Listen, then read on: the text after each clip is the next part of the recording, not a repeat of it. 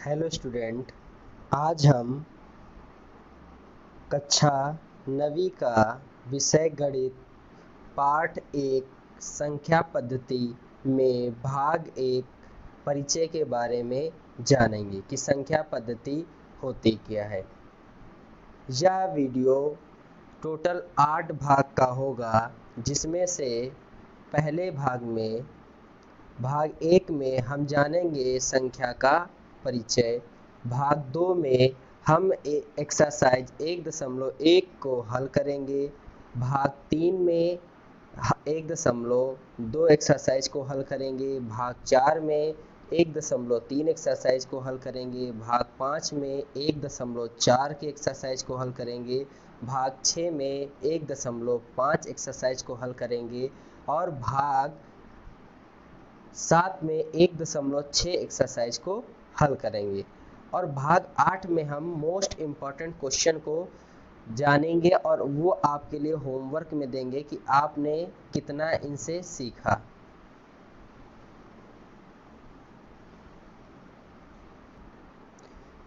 तो चलिए जानते हैं कि संख्या पद्धति में उसका परिचय, कि संख्या पद्धति होती क्या है।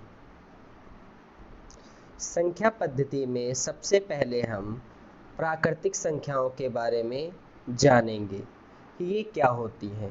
प्राकृतिक संख्याएं यह संख्या 1 से अनंत तक होती हैं, अतः जो हम संख्याएं लिखते हैं वो प्राकृतिक संख्याएं कहलाती हैं। जैसे 1, 2, 3 डैश डैश डैश, ये सारी संख्याएं हमारी प्राकृतिक संख्याएं कहलाती हैं।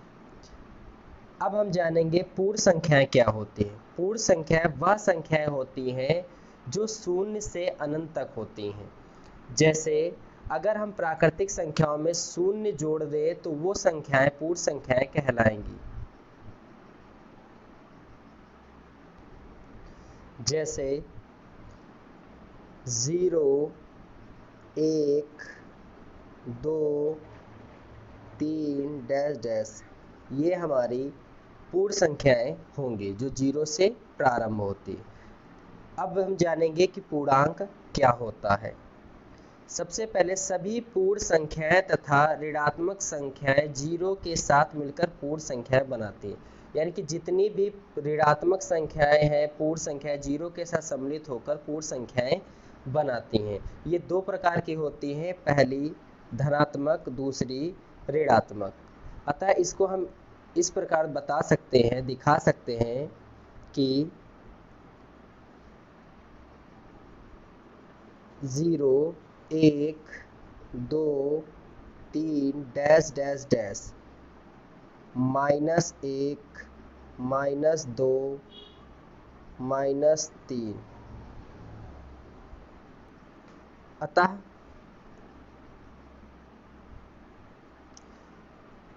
सीधे 0 से सीधे हाथ की तरफ वाली संख्याएं, सभी संख्याएं धनात्मक होती हैं और 0 से बाईं तरफ की सभी संख्याएं ऋणात्मक संख्याएं होती हैं।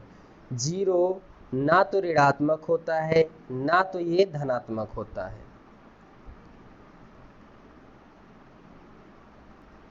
संख्या पद्धति में आगे हम पढ़ेंगे अभाज्य संख्याएं।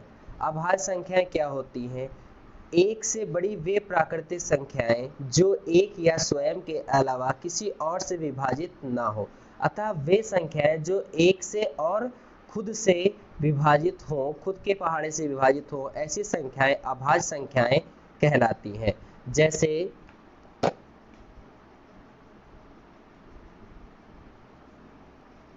जैसे 2 एक अभाज्य संख्या है, क्योंकि 2 1 के पहाड़े में आता है और खुद के पहाड़े में आता है। 3 1 के पहाड़े में आता है और खुद के पहाड़े में आता है। इसीलिए ऐसी संख्याएं जो 1 से और स्वयं के पहाड़े से विभाज्य हो वो अभाज्य संख्याएं कहलाती हैं। आगे हम जानेंगे भाज्य संख्याएं। भाज्य संख्याएं वे संख्याएं होती हैं जो एक से बड़ी वे प्राकृतिक संख्याएं होती हैं जो एक या स्वयं के अलावा किसी और से भी विभाजित हो।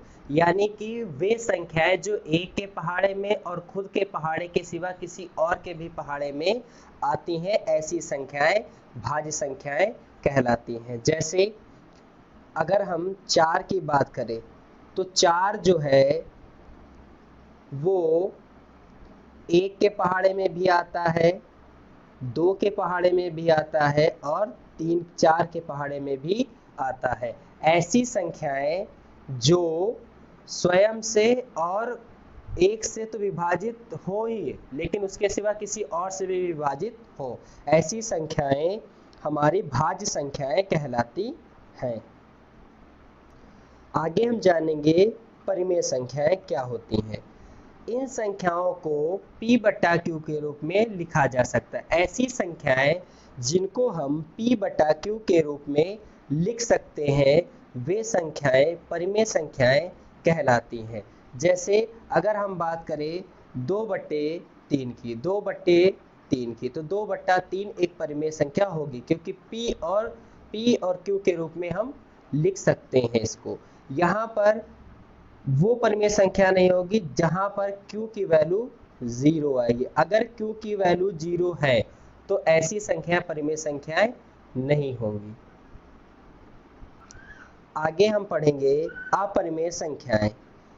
इन संख्याओं को P बटा Q के रूप में नहीं लिखा जा सकता।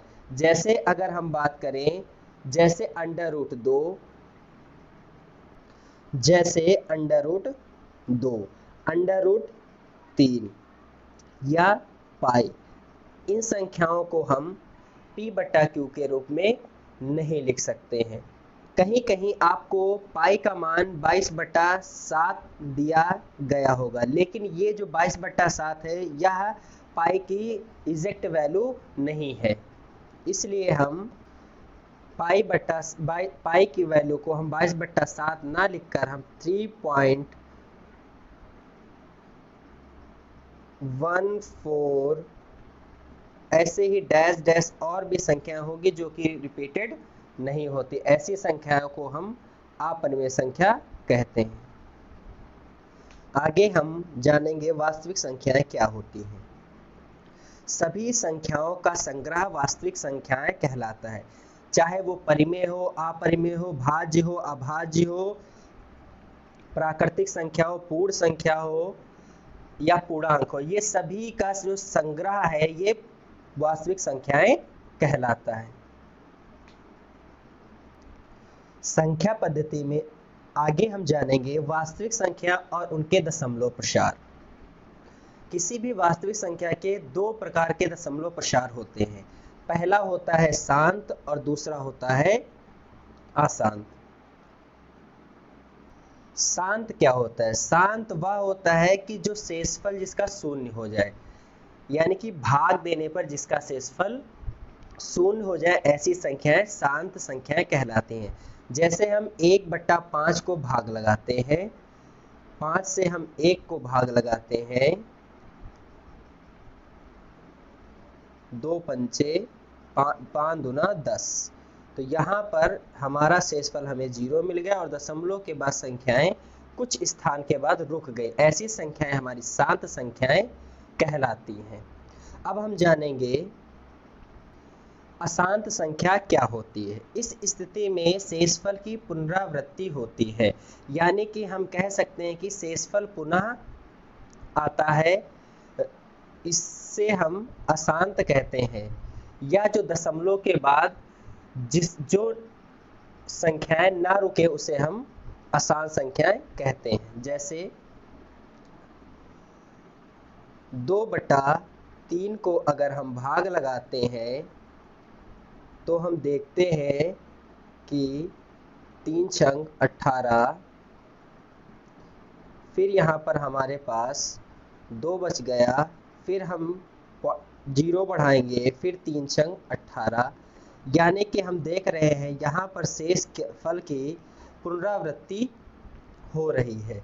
तो ऐसी संख्याएं जहां पर शेषफल की पुनरावृत्ति होती है, ऐसी संख्याएं अशांत संख्याएं कहलाती हैं।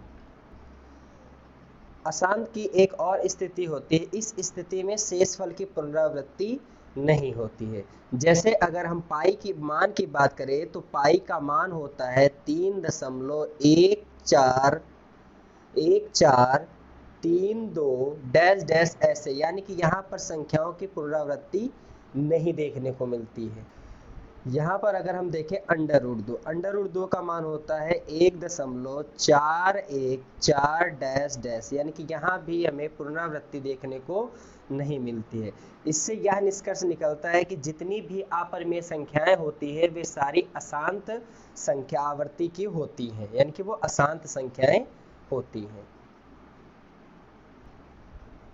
आगे हम संख्या पद्धति में घातांक नियम के बारे में जानेंगे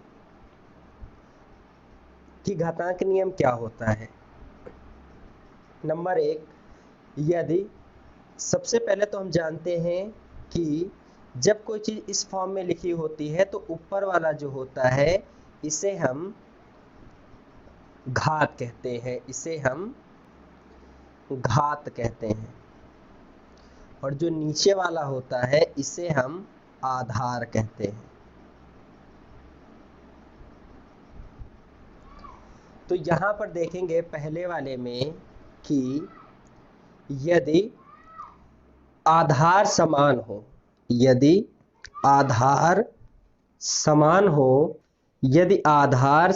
हो तो घातें आपस में जुड़ जाती हैं, यानी कि m+n। यदि आधार समान हो और भाग की स्थिति, तो भाग करने पर घातें हमारी जो हैं वो घट जाती हैं।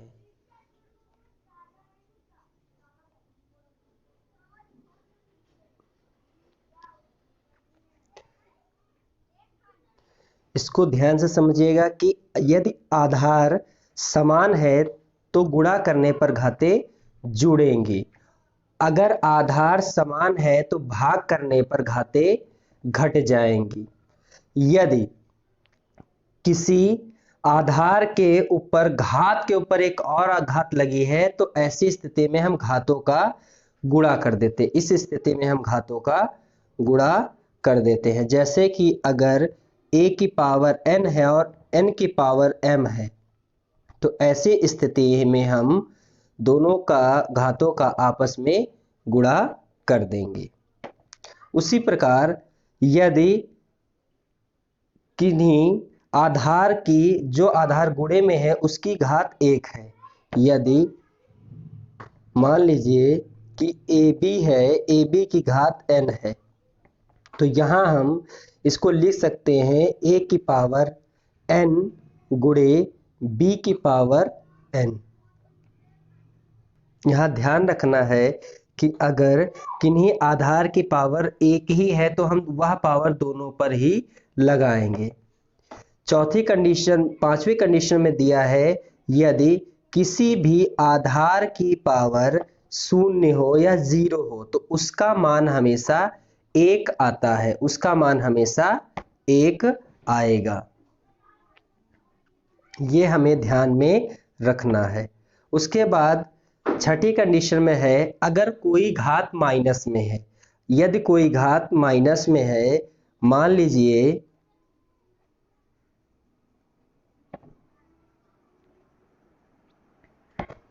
कि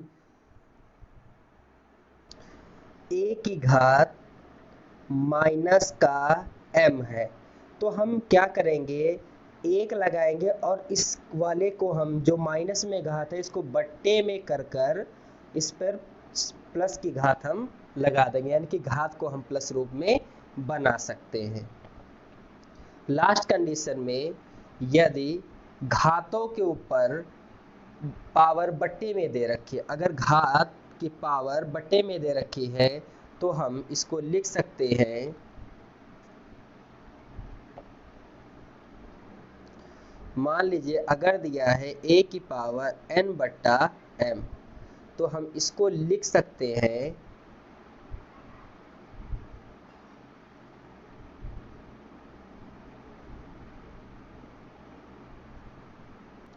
तो हम इसको लिख सकते हैं m रूट के अंदर a की पावर n के रूप में हम इसको लिख सकते हैं। चलिए हम पुनः देखते हैं हम लोगों ने क्या क्या संख्या पद्धति में सीखा है। सबसे पहले हमने जाना कि प्राकृतिक संख्या क्या होती है। यह संख्या 1 से शुरू होती है और अनंत तक जाती है, जैसे 1 2 3 डैश डैश डैश और ये अनंत तक जाएगी। अब पूर्ण संख्या क्या होती है हमने जाना, ये संख्या 0 से अनंत तक होती है, यानी कि अगर हम प्राकृतिक संख्याओं में 0 जोड़ दे तो ऐसी संख्याएं हमारी पूर्ण संख्याएं कहलाती, जैसे 0 1 2 3 डैश डैश अनंत तक जाएंगी। अब हमने जाना कि पूर्णांक क्या होता है। पूर्णांक वो होता है जो धनात्मक तथा ऋणात्मक दोनों प्रकार से हो सकता है। जो हमारे सीधे हाथ की तरफ होती हैं वे संख्याएं पॉजिटिव यानी कि धनात्मक कहलाती है, और जो उल्टे हाथ की तरफ होती हैं ऐसी संख्याएं हमारी ऋणात्मक संख्याएं कहलाती हैं। उसके बाद हमने जाना कि अभाज्य संख्या क्या होती है। अभाज्य संख्या वह होती है जो एक से वे बड़ी प्राकृतिक संख्याएं जो स्वयं से और एक से घटे, यानी कि वे संख्याएं जो एक के पहाड़े से और खुद के पहाड़े से घटे, ऐसी संख्याओं को हम अभाज्य संख्याएं बोलेंगे। फिर हमने जाना कि भाज्य संख्याएं क्या होती हैं। भाज्य संख्याएं वो होती हैं जो एक और स्वयं के अलावा किसी और के पहाड़े से भी कटे, ऐसी संख्याएं हमारी भाज्य संख्याएं कहलाती हैं। फिर हमने जाना कि परिमेय संख्या क्या होती है। इन संख्याओं को हम p बट्टा q के रूप में लिख सकते हैं। वे संख्याएं जिनको हम p बट्टा q के रूप में लिख सकते हैं वे संख्याएं हमारी परिमेय संख्याएं कहलाती है, जहां पर q जो है, q की वैल्यू कभी भी 0 नहीं हो सकती। अगर q की वैल्यू 0 है तो ऐसी संख्या परिमेय संख्याएं नहीं होगी। फिर हमने आगे जाना कि अपरिमेय संख्याएं क्या होती हैं। वे संख्याएं जिनको हम p बटा q के रूप में नहीं लिख सकते हैं, जैसे √2, √3, पाई, ऐसी संख्याओं को हम p बटा q के रूप में नहीं लिख सकते हैं। वास्तविक संख्याएं क्या होती हैं। वे संख्याएं जो सभी संख्याओं का संग्रह होता है, वे संख्याएं जो सभी संख्याओं का संग्रह होता है वास्तविक संख्याएं कहलाती हैं। इनमें भाज्य, अभाज्य, परिमेय, अपरिमेय, प्राकृतिक, पूर्ण और पूर्णांक सभी संख्याओं का संग्रह एक वास्तविक संख्याएं कहलाता है। उसके बाद हमने जाना कि शांत क्या होता है। शांत वो होता है जिसका शेषफल 0 हो जाए, वे संख्याएं हमारी शांत संख्याएं कहलाती हैं। अशांत संख्याएं वे होती हैं जिनके शेषफल की पुनरावृत्ति होती है, यानी कि उनका शेषफल बार बार वही दोहराता है, ऐसी संख्याओं को हम अशांत संख्याएं बोलते हैं। इसकी दूसरी स्थिति में अशांत की दूसरी स्थिति है कि शेषफल की पुनरावृत्ति नहीं होती। इसमें हमने जाना जैसे पाई का मान, √2 का मान, इन सभी के मानों में संख्याओं की पुनरावृत्ति नहीं होती है, ऐसी संख्याएं भी अशांत संख्याएं कहलाती हैं। उसके बाद हमने जाना घातांक नियम। घातांक नियम में सबसे पहले हमने जाना कि आधार और घात क्या होती है। आधार नीचे वाले को हम आधार बोलते हैं और ऊपर वाले को हम घात बोलते हैं। अगर आधार समान है तो गुणा करने पर घातें आपस में जुड़ जाती हैं। अगर आधार समान है तो भाग देने पर घातें घट जाती है। फिर हमने आगे जाना यदि आधार की घात के ऊपर एक और घात लगी है तो घातों का आपस में गुणा हो जाता है। फिर हमने जाना यदि किसी भी की होल पावर है, किसी भी घात की होल पावर है, तो उन पावर को वो पावर दोनों पर भी होगी। मान लीजिए यहाँ पर a और b पर थी, तो ये पावर a पर भी होगी और यही पावर b पर भी होगी। यदि किसी संख्या की घात शून्य हो तो उसका मान सदैव 1 होगा। यदि किसी भी घात माइनस में हो, किसी भी आधार की घात माइनस में हो, तो हम उसको बट्टे में लिखकर 1 लगाकर उसको बट्टे में प्लस रूप में लिख सकते हैं। यदि किसी आधार की घात बट्टे में हो तो जो नीचे वाली घात होती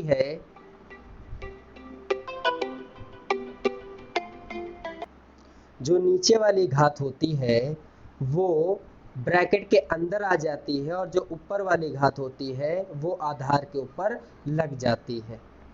तो हमने आज संख्या पद्धति का परिचय अच्छे से समझा और जाना। उम्मीद करते हैं यह वीडियो आपको अच्छा नॉलेज देगी और आपके आने वाली एक्सरसाइज को आसान बनाएगी। आज के लिए इतना ही, फिर मिलेंगे नेक्स्ट भाग में एक्सरसाइज 1.1 के साथ। तब तक के लिए धन्यवाद।